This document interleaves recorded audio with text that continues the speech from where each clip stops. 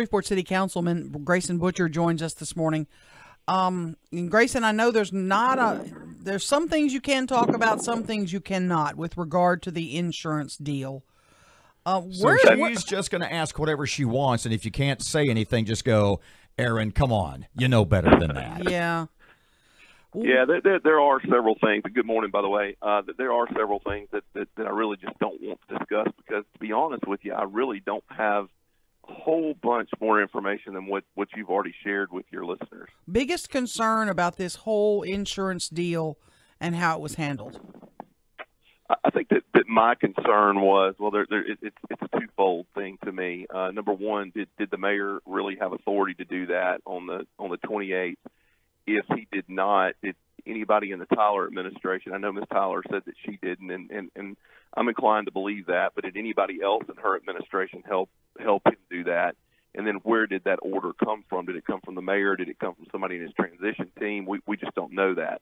The second fold problem that I have with it is just how the situation was handled overall. I don't believe that says that we're very business friendly in Shreveport. Now let me kind of go back on that a little bit, because I do believe that the premise of what the mayor did, the philosophy of what he did as far as going out and getting bids or looking at other companies is not a bad idea, because he did bring up it's been 20 or 30 years since we've done that.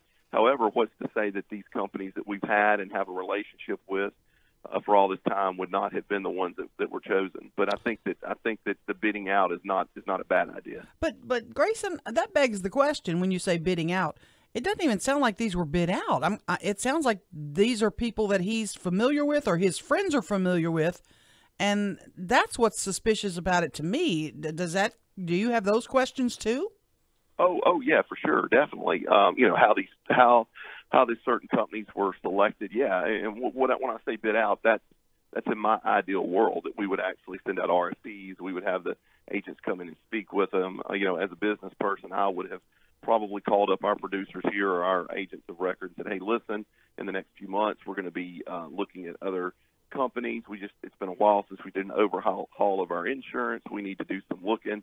That's the proper way that it should have been handled, not just given to one person. And when I asked him, did you do due diligence? He said, well, yeah, we talked to industry experts. Well, what industry experts did he speak to? And hopefully we'll get some answers to that in the internal auditors. I don't want to call it an investigation, but into her probe of what actually went down.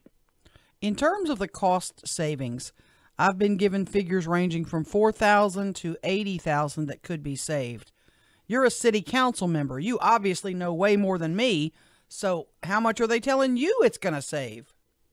I have heard absolutely nothing from the administration, nor, I did speak with the city attorney's office about the documents that I requested that I hadn't gotten yet, but I have heard nothing about that, nothing at all. We were not provided with anything in reference to an amount of savings or any reasoning behind, due diligence or anything like that.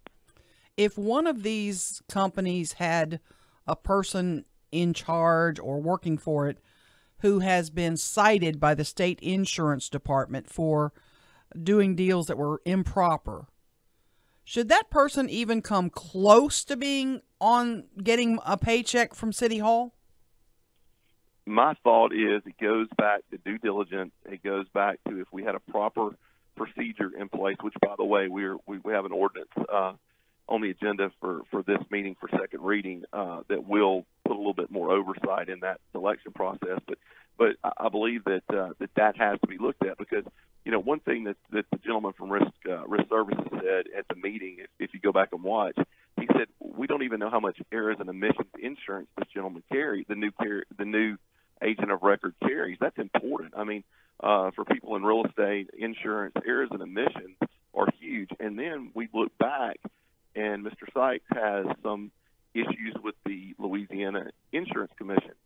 So having the proper amount of errors and omissions insurance, just in case there is an error or omission, is very, very important whenever you're dealing with a $200 million policy. That just, to me, those things all need to be taken into consideration. Mr. Grayson, talking about the letter, once again, the initial letter dated on the 28th, I think, when Mayor Perkins didn't take office until the 29th, and you had said, I think you used the word, it might not be legal earlier in the conversation.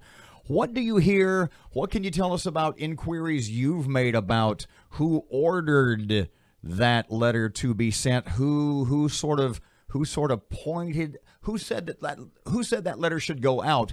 And do you think that the city hall folks are telling us everything there is to be told?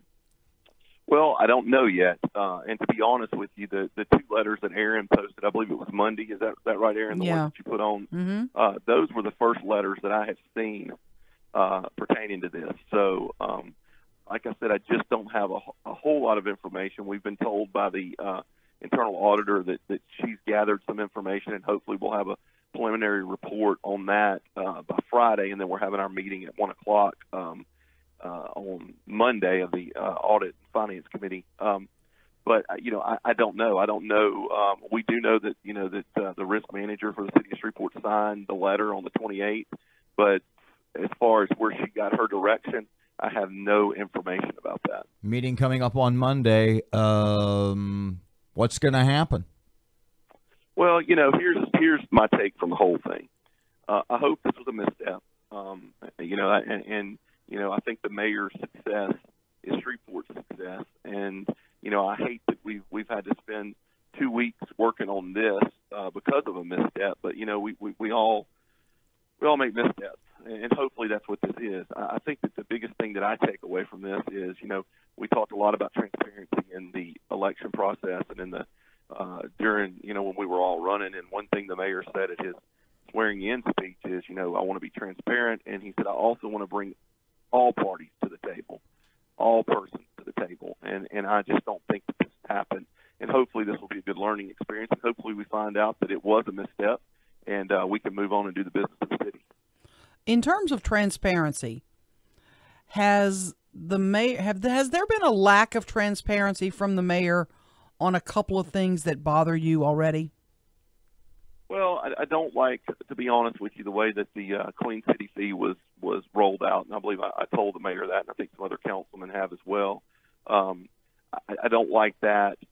This, to me, just kind of, the whole insurance thing was, we found out about it in the middle of January. We sent a letter saying, hey, listen, we want to present this legislation where we all have, kind of can look at this, since we're all trying to rebuild Shreveport, and then we get notice from another entity that more policies were in the process of being moved. So, no, we didn't have a call from the mayor saying, hey, listen, this is what I'm doing, this is why I'm doing it. So on that level of transparency. Now on other levels, he's told us what his goals and what his aspirations are for what the city of Shreveport is. But the steps that he's taken to get there, no. I don't feel like that we have a level of transparency that I'm comfortable with at this point. Our last 30 seconds or so, do you think he's been deceptive with you at all? No, I would hope not to say deceptive. I just don't feel like that there has been that open line of communications that I had hoped for whenever he and I met the first time. We both spoke about how we wanted a better council-mayor relationship than what the previous council had. And to this point, a month and 20-some-odd days in, I don't feel like we've reached that level yet.